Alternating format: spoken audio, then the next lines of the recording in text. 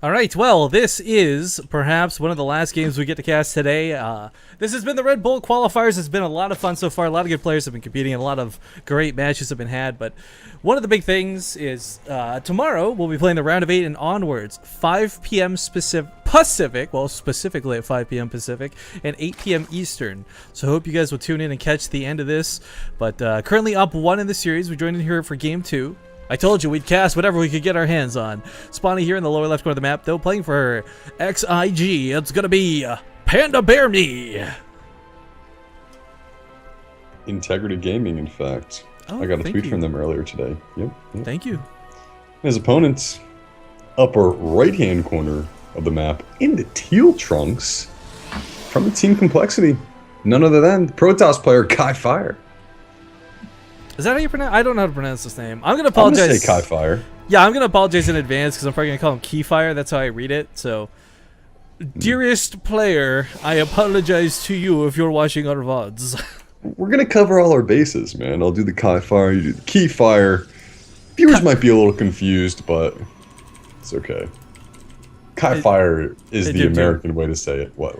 Give me a Kai 5.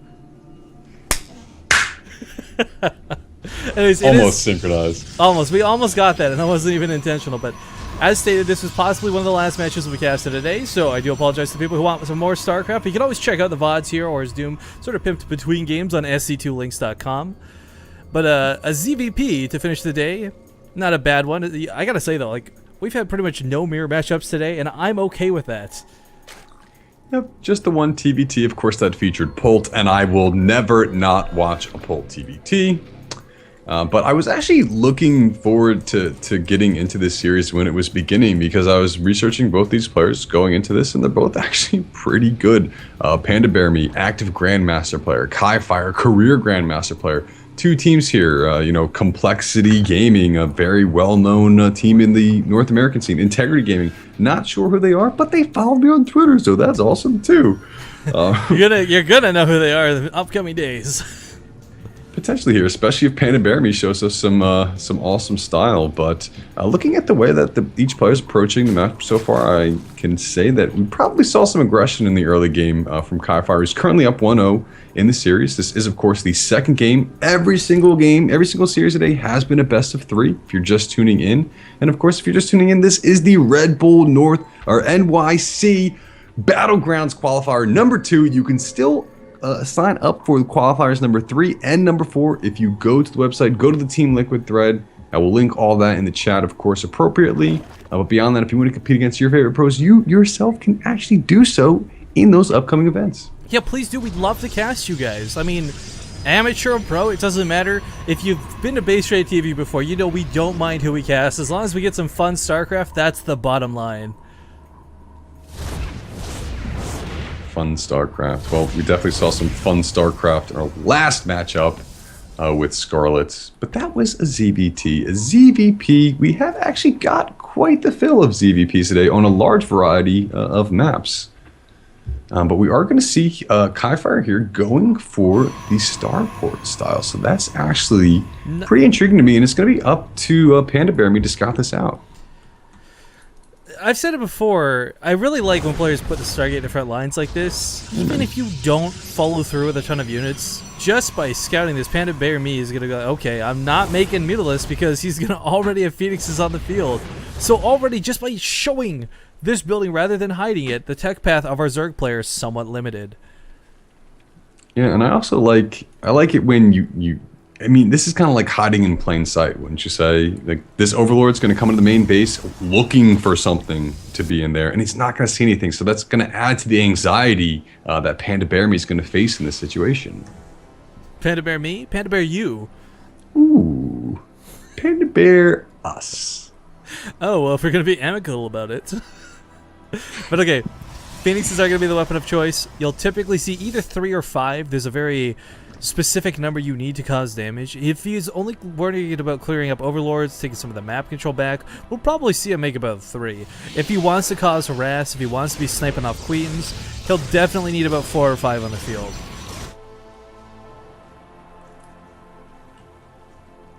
Well, We'll see what the count goes up to, but he's obviously not concerned with hiding them, taking out that first Overlord. Curious to see if he'll go scouting out for more of these scouting Overlords that are going to be appearing on the map. This is really going to limit PandaBearMe's vision in this situation, although he is flooding lings across the map, potentially trying to catch his opponent off guard. We'll see what he actually decides to do, or if these force fields may trap these lings in if they come up for the approach. They're going to get another Overlord kill here. Again, still not a massive dedication, but the problem with going Phoenixes is you can't deal with massive amounts of lings. You can't possibly Graviton Beam enough. You've got the damage, but you don't have the energy to constantly pick up lings over and over again. Because thus we see the Robo now coming down. Recognizing he'll need some sort of secondary tech, and also probably predicting the Hydralisks, which tend to be the response to this. However, PandaBearMe is investing into his lings. Yep, that +1/+1 about halfway done. And third base about halfway as well. So looking rather sound. I like the creep spread here from PandaBearMe. Doing a good job of being very active with the creep tumors. We're talking about this later, or in the game before with Scarlet, but this is only about before the 10-minute mark, and he's extended this pretty far out. And this is going to really help him see any type of aggressive pushes. And the way that this map is designed, everything's going to come in from the west, or everything's going to come in from the east. This entire west side is guarded, but he is going to have to be wary of these Phoenixes, which are now moving across the field, going to be picking up a Rogue Queen, just wandered too far away from that Texas Forefaller. While the damage is going down here, I gotta give a big shout. Nullroar, I don't know if he copy-pasted that or made that up himself. Pretty good parody in chat there. Is this real life? Is this a hatchery? Caught in an inject. No escape from VOD. Open your eyes. Look up to the sky. Toss and see. I'm just a poor drone. I need a hatchery. 'Cause they're easy come. Easy go. No supply. Spawn and O. Anyway, the lings go. Doesn't really matter to me. Okay, well, while that was a lot of fun, we do have lings getting a big surround off here at the third base. Force fields are popped because that Nexus was actually in some danger, but with the Zealots here, with the Sentries here. Ooh, actually gonna lose one of the Sentries. Nicely picked off there by PandaBearMe. But gonna use the speed to his advantage and just constantly run around these Zealots, well, Stalkers as well, but another Sentry too, man. yeah, getting those Sentries is big. Not worth throwing 30 lings away, but still pretty big. Gotta think about it this way, maybe deflecting as those pushes. Look at this early hive play coming out of our Zerg player here, and I'm very curious if this is going to be another Ultralisk style build. Not just his hive tech, but look at this wonderful creep spread coming out of PandaBearMe. Yeah, once again. Now this is not exactly Scarlet level creep spread, but this is fantastic. Spreading in every direction and so far out so quickly. It's approaching it. He's got good distance between the creep tumors here. Only at the 11-minute mark, and if I do recall in the last game, Scarlet was at pretty much the same point at the last game. So he keeps it going. We'll give him a Scarlet badge from there, but I really like the fact that he's got the +2/+2 going so quickly as well. Surpassing the He's going to focus down the Nexus, and I think he's going to get this. It's going to be close. The last couple lings are going to go down, and this will live to see another day thanks to that overcharge, thanks to the Zealots, but oh my gosh, one more run by could finish it off. But as that hive tech completes, what are we going to see? Now, you say Ultralisks. I would be very inclined to agree with that, as he is investing quite heavily in his melee tech. And of course, if there's one thing you can't Graviton Beam, it's a big fat Ultralisk. Yeah, that's exactly. Seeing the Phoenixes, knowing that, okay, he's invested a lot of his gas early into that level of tech. And, you know, beyond this, everything that PandaBearMe is doing right now is leading up to Ultralisk. It's going to be complementing him. There's the Ultralisk Cavern. Curious to see if we will see that Adrenal Glands upgrade go down as well, but I still think, by the way, you should be able to focus like 4 Phoenixes on one massive unit and lift it in the air. Yeah, maybe you can write to Blizzard and they'll consider it, but considering the fact that they allow swarm hosts to be in the game and cause 3-hour stalemates, I don't think that they're going to respond to you. Yeah, yeah. Well, PandaBearMe, so sad. I don't know, dude. It's just that game earlier today. No comment, but Queens are in full force here, and the great thing about this, of course, PandaBearMe has been stocking these up for quite some time, is he's going to need them for those transfuses. But seeing this Kifire, not going to be worried about this at all as he's got the Templar Archives coming up, and we saw it earlier today. Massive feedbacks can shut queens down outright, but if you focus too much on the feedbacks, if you focus too much on the Ultralisks, or on the queens, what's going to stop the Ultralisks? Now, actually, Kifire has started making Immortals. This is a really important thing to note. Yeah, important to note, but I don't know if it's going to be too little too late here. I don't see the +3/+3 coming out of Zerg player, but I don't see that the Phoenixes have scouted out the Ultralisk Cavern. They did see the Hive, so they're aware that the potential is there for them, but he hasn't really been able to definitively confirm that. But with the placement of this Overseer, he should be able to see them if they do venture out onto the field. And whoa, okay.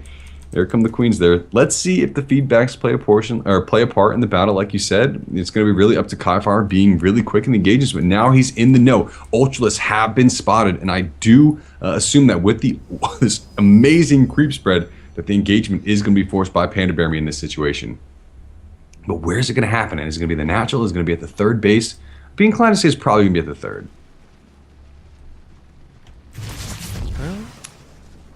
Dark Shrine going down, so this seems to be the common reaction once those Ultralisks are in view, man. Go for those DTs. Does he have the capability to pick off that one single Overseer, though? If he does, those DTs will be incredibly good versus this composition, but there are Immortals with the army. That's definitely worth noting.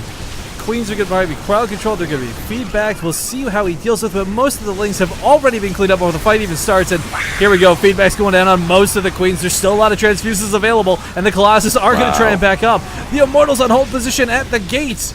It's not firing just yet.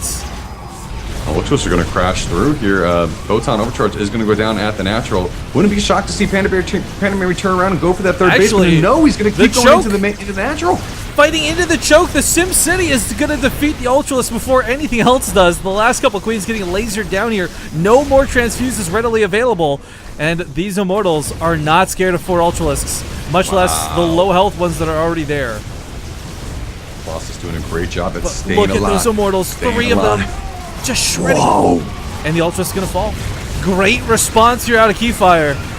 And he will hold on. Loses the Mothership Core. That totally sucks, but these queens are not going to live to see another day. And PandaBearMe, with such a big investment, is left without an army. A small amount of lings on the other side of the map, but that is nothing. He's got a lot of creep spread, and that's great, but how is he going to utilize it?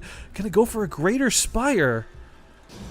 Big issue here is that the DTs are now on the field and they are homing in on that 4th base location. In this situation for PandaBearMe, without dropping that 3rd base, he's going to be remaining on an even economy with his opponent unless he can get over to that 4th and defend against these DTs. I don't even know if he'll be able to respond though. He's actually getting burrow right now, which is kind of cool, I guess. You can burrow Ultralisks, but it doesn't get a lot accomplished. It looks like the Dark Templar are going to chip away this base. Lings are responding, but much faster than the Overseers are. There's actually no Overseers. I don't see the Overseers, man. 2 are being morphed. Okay, well, the whole position is going to buy him a little time in the hatchery, but yeah, there's none on the field currently. So these DTs, these Dark Templar. Overseers coming over, transfusions available, should be able to keep this alive, and that's going to be a big win for PandaBearMe in this situation. Needs to hold on to that 4th base. He needs every little bit of larva he can get because, again, he threw away his army and then some. His resources is so far behind as far as resources lost goes, but with the Corruptors coming out, he's going to be able to quickly swoop in, pick off the Colossus, turn them into the Broodlords afterwards, and be in a really good spot to take a fight. But if he's forced to fight before he's an appropriate amount of anything on the field, there's just no way for him to win. But the key thing, of course, there's such a small stalker count in comparison. Lots of Zealots, lots of Immortals. But plays in a tough situation with the gas, though, and if he's going for Broodlords, that's going to be a epidemic coming up for him here. But I do like the fact that he's spreading this creep on the 4th base locations from where Kifire could take them. But, you know, Kifire has established his 4th base here to the north. Big Ling run by could have something to say about this, though. Yeah, creeps are being dropped, too, so if he cancels this, won't be able to rebuild it too easily. Protoss army's way out of position to respond. The cannon's finishing up, though. He should be fine. There's no adrenal glands on these Zerglings, so they're not going to have the damage they need. And yeah, a couple Zealots in the cannon should let this base get up. Oof. But big push setting up in the south here, Doom. There's no Mothership Core with this. There is no recall. So Kifire, however I say this name, he's going to have to do a lot of damage with this push. The Ultralisks are just going to melt to those Immortals, though. There's like 6 Immortals in this composition. He's also taking his opponent by surprise, completely going around with the creep spread, man. That base just that thing got so disintegrated. Quick. But PandaBearMe, not giving up just yet, knocks down that Nexus in the northern portion of the map. So base traded for base. Both players set back to 3 bases. And what is there really to respond to the Broodlord Corruptor composition in this situation? There aren't that many Stalkers on the field, 10 in total. There's 1 Archon. There's 4 High Templar, but again, Broodlords don't have any type of energy on them. So it's going to be kind of difficult for Kifire to really engage into this Broodlord army, especially when those Swarm Hosts can be, soaking up the damage for the Zerglings, which could flood in afterwards. But it's got to be PandaBearMe's got to be very careful with big blink. Here. Loses one of the Broodlords immediately. Going to lose another one to the Stalker Focus Fire. Ultras are trying to come in, but look at those Storms going down. And of course, Storms ignore armor. So do the Immortals, essentially hitting for 65 damage a shot. Those Ultras didn't stand a chance. The Colossus count is going to be completely diminished here, and beyond this, PandaBearMe doesn't really have the larva to make a whole lot of units behind this. Of course, there's going to be 34 Lings coming out in the field, but without Adrenal Glands, Rifkin, it doesn't seem like that's the optimal tech for him in this situation. No, but if there's one great thing I can give PandaBearMe, look at this creep spread.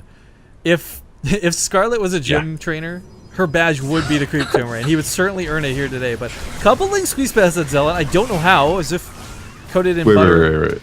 Gym trainer like a Pokemon gym trainer? Yeah, of course. What else? You don't go to a real gym in real life and get badges like, oh, you ran 30 miles on the treadmill. Here's a gold star. I love it, Rifkin. Anyways. Where's Gary Oak when you need him? Sorry. Oh, yeah. Did you guys cast the game with like Trainer Red or something like that too? Karaoke the game lagging out. But okay, we got the Broodlings in pursuit. We got Zerglings trying to surround this, and the Mothership Core will be focused down, so no recall available. Oh, I don't know if there's enough Stalkers with this army, dude. If he blinks forward, he's going to lose them. This is getting a little scary for our Protoss player here, who really doesn't have the prime composition to go against his Broodlings like crazy! But with the Archons here trying to splash damage down the Broodlings, will it be enough? We got Lings flooding in on top of this too. PandaBearMe suddenly looking in a much better spot this game. There's no anti-air to stop this. This Archon has no shields. It's going to fall down if anything sneezes on it. 5 health on this Archon. What? Have you ever seen an Archon with less than full health? Nope. And seriously, Rifkin, look at the situation here for Kifire. No 4th base. Overlord spreading creep over top of it. Zergling there to deflect the probe. The creep spread is so good that he could make so many queens out of these hatcheries and move them across the field so rapidly. But we finally have that Stargate coming into full potential as it starts producing Tempest. Tempest, of course, hit for like 90 or 85 or something versus Massive, which Broodlords are. You only need 3 of them to one-shot. And of course, they've got that insanely long range attached to them. So I do have confirmation on our Protoss player's name. It is pronounced Kiefer or Kifire. We got there almost, but it's Kiefer? Kiefer or Kifire? What? That's what we were saying before. You're not helping at all. You literally just brought nothing to the conversation. I'm trying to go up what the chat is saying, but okay, we'll just keep going. We'll keep rocking with it.